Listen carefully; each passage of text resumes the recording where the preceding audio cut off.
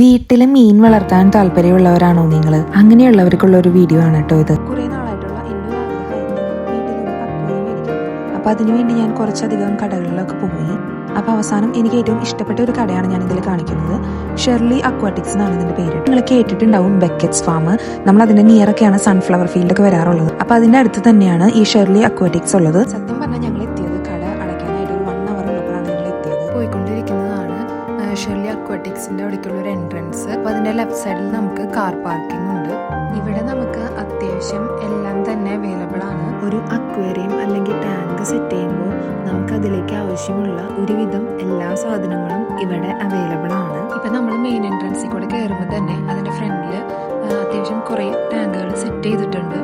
നമുക്ക് വീട്ടിൽ എങ്ങനെ അറേഞ്ച് ചെയ്യാം എന്നുള്ളൊരു രീതിയിൽ അവരെല്ലാം സെറ്റ് ചെയ്ത് വെച്ചിട്ടുണ്ട്. അതിന്റെ പ്രൈസ് ടാഗും എല്ലാത്തും എഴുതി വെച്ചിട്ടുണ്ട്. അങ്ങനെ നമ്മൾ അകത്ത് കയറുമ്പോൾ തന്നെ ഇതാണ് കാണുന്നത്. ഇത് ഗ്രൗണ്ട് ഫ്ലോർ ആണ്. അപ്പം ഇവിടെ കുറച്ചധികം അക്വേറിയംസ് ഫ്രഷ് പ്ലാന്റ് വെച്ചിട്ട് സെറ്റ് ചെയ്ത് വെച്ചിട്ടുണ്ട്. നമുക്ക് അതങ്ങനെ തന്നെ എടുക്കണമെങ്കിൽ അങ്ങനെ എടുക്കാം.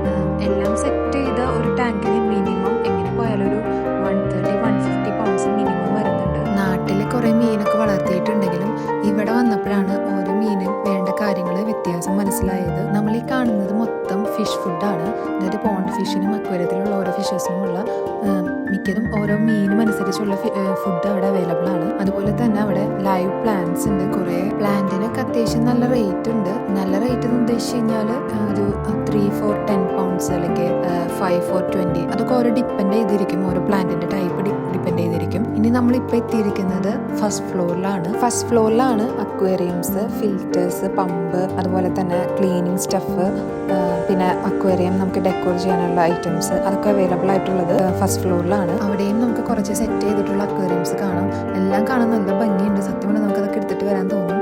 എന്നാലും നല്ല റേറ്റും ഉണ്ട്. എല്ലാം സെറ്റ് ചെയ്ത് വരുന്നതിന് റേറ്റ് ഉണ്ട്. റേറ്റ് എന്ന് പറയുമ്പോൾ ഈ കടയിൽ മാത്രമല്ല കേട്ടോ, എല്ലായിടത്തും ഇതുപോലെ തന്നെയാണ് ഏകദേശം. എനിക്ക് അവിടത്തേക്കാളൊക്കെ ഒത്തിരി കൂടി ബെറ്റർ തോന്നിയത് ഇവിടെയാണ്. ഒരു മിനിമം ഒരു 40-50 ലിറ്റേഴ്സിൻ്റെ അക്വേറിയത്തിന് എങ്ങനെ പോയാലും ഒരു 70-80 പൗണ്ട്സ് വരും. പിന്നെ നമ്മൾ അതിൻ്റെ ഒഴിക്കുന്ന ലിക്വിഡ് മേടിക്കണം. അതായത് അത് ക്ലിയർ ആക്കാനുള്ള ലിക്വിഡ്, പിന്നെ ബാക്ടീരിയൽ ഗ്രോത്തിനുള്ളത്, പിന്നെ ഫിഷ് ഫുഡ്, പിന്നെ അതിലിടുന്ന മറ്റേ ഗ്രേവില് അല്ലെങ്കിൽ സാൻഡ്, അതിൽ വെക്കുന്ന കുറച്ച് ഐറ്റംസ് ഫിഷിനുള്ള, ഇതൊക്കെ കൂടി മൊത്തത്തിൽ മേടിച്ചു വരുമ്പോൾ എങ്ങനെ പോയാലും എബവ് ഒരു 100 ആവും. അതുകൂടാതെ തന്നെ ഫിഷിനാണെങ്കിലും ഈവൻ ഒരു ഗപ്പിക്കാണെങ്കിൽ പോലും ഒരു മിനിമം 2 പൗണ്ട്സ് എന്തായാലും ഉണ്ട്. അങ്ങനെ നമ്മളത് ഓരോ പെയറായിട്ട് മേടിക്കുമ്പോഴത്തേനും ഒരു 120-130 എന്തായാലും വരും. ഒരു അത്യാവശ്യം വലിപ്പമുള്ളൊരു അക്വേറിയമായിട്ട് നമ്മൾ മേടിക്കുമ്പോഴത്തേനും കേട്ടോ.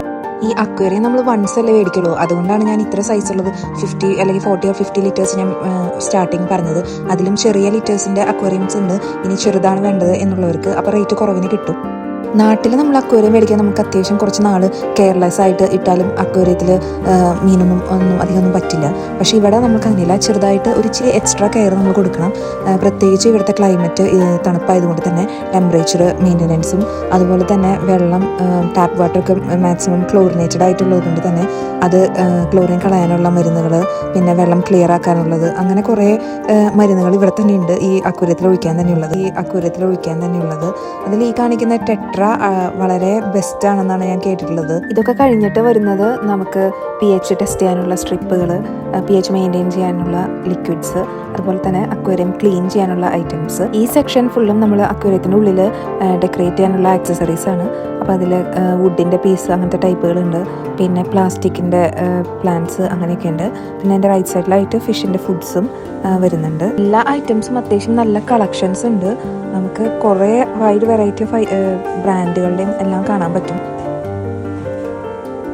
എഗെയിൻ ഇവിടെ ഡിഫറെൻറ്റ് ഷേപ്സിലുള്ള അക്വേറിയംസ് സെറ്റ് ചെയ്ത് വെച്ചിരിക്കുന്നതാണ്. ഇതും നമുക്ക് മേടിക്കാൻ പറ്റും. ഇതിനൊക്കെ ഞാൻ കണ്ടപ്പം എനിക്ക് റേറ്റ് നല്ല കൂടുതലായിട്ടാണ് തോന്നിയത്. 200 പൗണ്ട്സ്, 190-150 ഈ ഒരു സെറ്റ് ചെയ്തതിന് അങ്ങനെയൊക്കെയാണ് കണ്ടത്. ഈ അക്വേറിയൊക്കെ 350. ഒരു 40-50 പൗണ്ട്സിൻ്റെ അക്വേറിയം തുടങ്ങി 2500, 5000, 6000 റേഞ്ചിൽ വരുന്ന അത്രയും പൗണ്ട്സ് ഉള്ള അക്വേറിയംസ് വരെ നമുക്ക് അവിടെ കാണാൻ പറ്റും.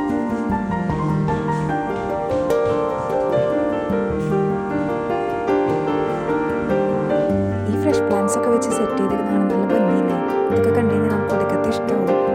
പക്ഷെ അതിനൊക്കെ നല്ല റേറ്റ് ഉണ്ടായിരുന്നു. നമുക്കും ഇതുപോലെ ഫ്രഷ് പ്ലാന്റ്സ് ഒക്കെ വെച്ചിട്ട് സെറ്റ് ചെയ്യാം. പക്ഷെ കുറച്ച് ടൈം എടുക്കും.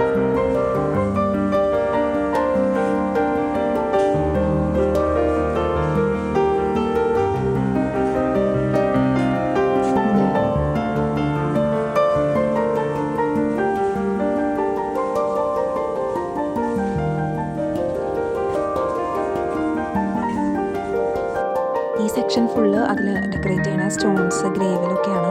ഇവിടെയും കുറേ ഉണ്ട്.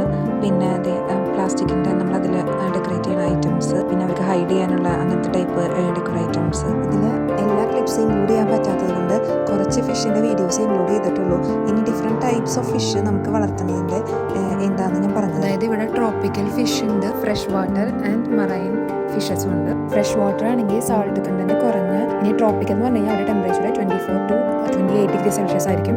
അപ്പോൾ അവർക്ക് ഹീറ്റർ എന്തായാലും അത്യാവശ്യമാണ്. നമ്മുടെ ഗപ്പി, പ്ലാറ്റി, മോളി അതൊക്കെ അതിൽ വരും. പിന്നെ മറൈൻ ഫിഷസ് എന്ന് വെച്ചാൽ ഹൈ സോൾട്ട് കണ്ടന്റ് ആയിരിക്കും. അതായത് നമ്മുടെ കടലിലൊക്കെ വളർത്തുന്ന അതുപോലത്തെ മത്സ്യങ്ങൾ. അപ്പോൾ അത്രയൊക്കെ ഉള്ളൂ. Thank you for watching my video.